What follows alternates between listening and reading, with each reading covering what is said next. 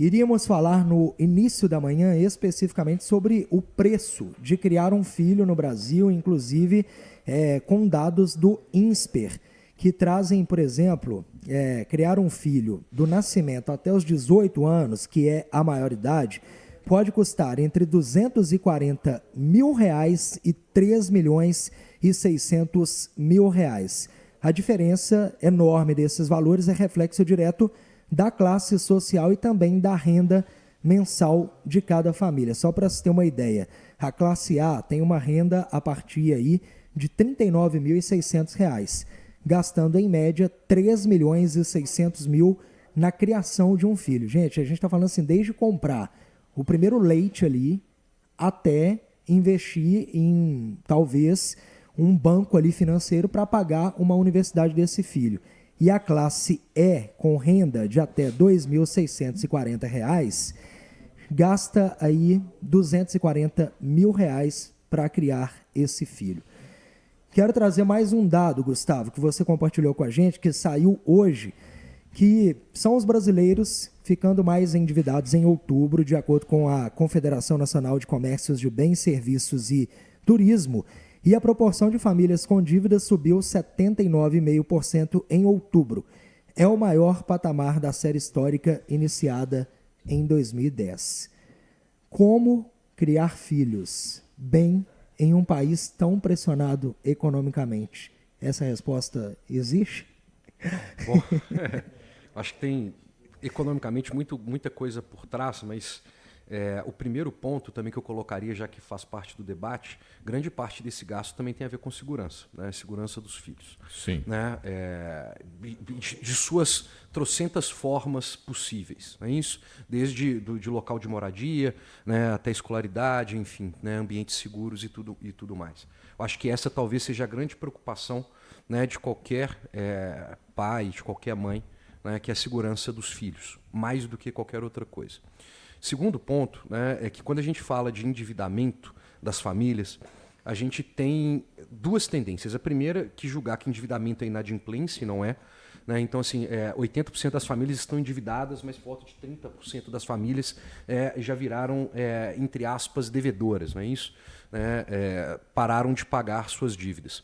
Mas a segunda, eu acho que talvez uma má concepção, e que a gente tende a fazer, né, é olhar para o endividamento das famílias, principalmente pelo viés do consumo pessoal, né, de que, em geral, famílias se endividam simplesmente para consumo discricionário de coisas que querem ter. E, na verdade, isso não acontece somente por esse fato. Talvez esse seja o grande fato quando a gente olha para cartão de crédito ou algumas outras coisas do tipo. Mas endividamento tem muito a ver com criação, né, de filhos, né, concepção de família e etc.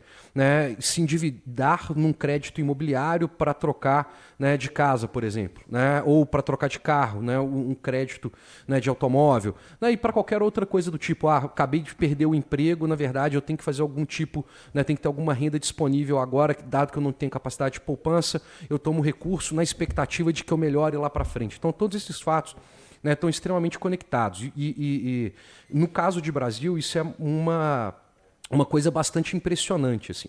E do lado, talvez, econômico mais... ou talvez menos falado, mas o mais preocupante, entre aspas, né, que é a inversão da pirâmide etária ou, né, um problema demográfico contratado no futuro. Porque se é tão caro, né, ter filho, e as pessoas tomam decisões de ter filho, também olhando para isso, é muito caro, e a grande maioria das pessoas desistem também de fazer isso ao longo do tempo. Isso é relevante. Né? Não que você não tenha, né, um filho, mas talvez você não vai ter o segundo ou o terceiro, ou qualquer outra coisa do tipo. E quando a gente fala de demografia, né, a gente tem uma pá de cal no país, principalmente no que tange fiscal e etc., que é a questão toda de previdência, a questão de BPC, né, e por aí vai. Que no final das contas alguém que está entrando na força de trabalho precisa nascer, crescer, né, ter todo esse gasto aí, despoupança e etc., para depois ser um membro produtivo, gerar salário, consumo, etc., para bancar todo o benefício previdenciário da classe que deixou de ser produtiva e que, ora, era antes, né, exatamente quando essas crianças estavam crescendo, né, e por aí vai. O fato é que no Brasil isso tem se invertido de maneira muito rápida, né, e só para dar um exemplo, não é exemplo de Brasil, mas o tanto que isso influencia pra caramba.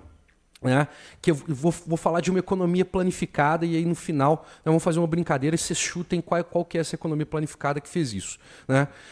Mas assim, tem uma economia no mundo, que é uma economia muito grande do mundo, né, que ela tem um problema demográfico muito razoável e todos os processos de decisão dessa economia planificada parte do problema demográfico.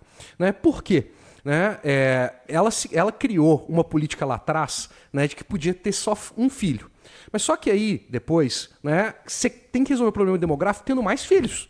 Mas só que é muito caro ter filhos. Né? E aí, sabe uma decisão que essa economia tomou? Né? Porque ela percebeu que grande parte da decisão das famílias de não querer ter filhos, mais de um filho, né, na verdade, tinha a ver com custo, mas principalmente pelo custo da escolaridade. Era muito caro colocar em escola particular e etc. Né? Porque essa economia tem um nível de concorrência muito alto. Né? E aí, sabe o que eles acordaram? Né? O dono, entre aspas, ou né, o chefe dessa economia planificada, ele acordou num dia e falou o seguinte: acabou a escola particular, ponto. Não existe mais. Né? E tinham várias empresas abertas em bolsa dessa economia planificada, inclusive, que não existem mais, vale zero, porque você não pode mais ter esse negócio. Então, para você ver como é que o custo das famílias é algo que, independente de qual que é o processo político que está sendo, né, observado, seja no Brasil ou dessa economia planificada, que eu acho que agora todo mundo já entendeu que é a China, né? Isso importa pra caramba, mas o problema demográfico do mundo é um problema muito razoável. Né? A gente tem tido, por outros motivos também, né, inclusive por decisões de, sei lá, né, relativismo e qualquer outra coisa do tipo, né, decisões de ter menos filhos. Mas, né, do lado econômico, talvez o ponto principal que a gente não olha é a demografia, né, e quais são os grandes impactos que a gente tem olhando para frente por conta disso daí.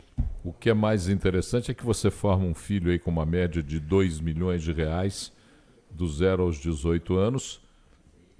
O nível de escolaridade dele, quando se trata de Brasil, é duvidoso.